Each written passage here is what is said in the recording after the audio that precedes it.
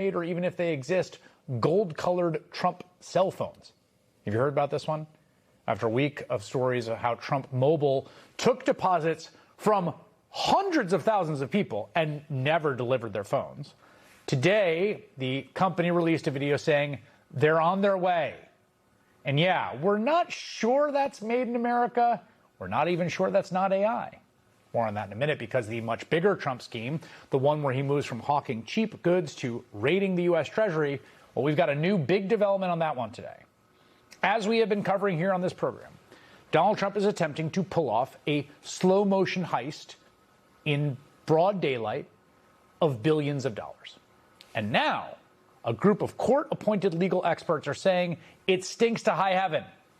It all goes back to that $10 billion lawsuit Trump filed against the IRS, which he controls, claiming they should have done more to prevent a leak of his tax returns in 2020. Earlier this week, we told you how reporting indicated that Trump's DOJ was reportedly preparing to settle Trump's $10 billion lawsuit. How Trump said whatever money his government gave him would go to charity. Then yesterday, sources told ABC News that no, there's no money for charity. Surprise! Instead, Trump would drop his lawsuit in exchange for, and I quote here, total authority to hand out approximately $1.7 billion in taxpayer funds to settle claims brought by anyone who alleges they were harmed by Biden's administration's weaponization of the legal system. That sure sounds like a slush fund filled with almost $2 billion of your taxpayer money to pay out his MAGA buddies, including, God, I don't know, the ones that beat up the cops and concussed them? All along, the judge who has been assigned this lawsuit has expressed deep, and I would even say warranted, skepticism about the constitutionality of all this.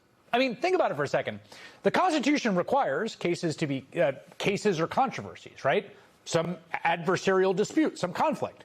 But think about what this is. It's Donald Trump on one side demanding your money, and Donald Trump on the other side in charge of your money. Is that adversarial? And so the judge ordered lawyers to brief her by next week, independent of the two parties, on how the two parties could truly be adversarial.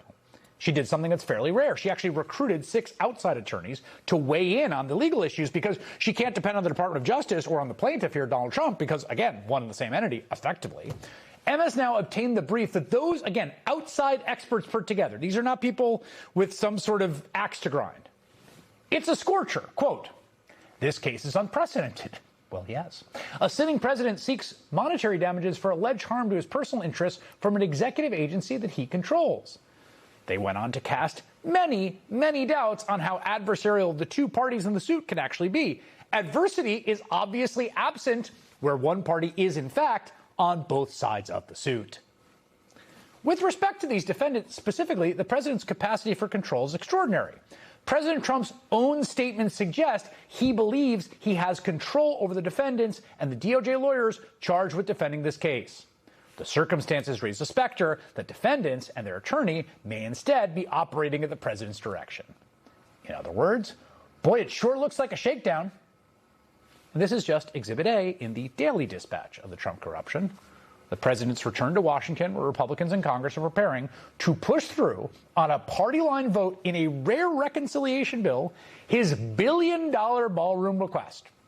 We're going to be talking with the congressman who's leading the fight against that in just a moment.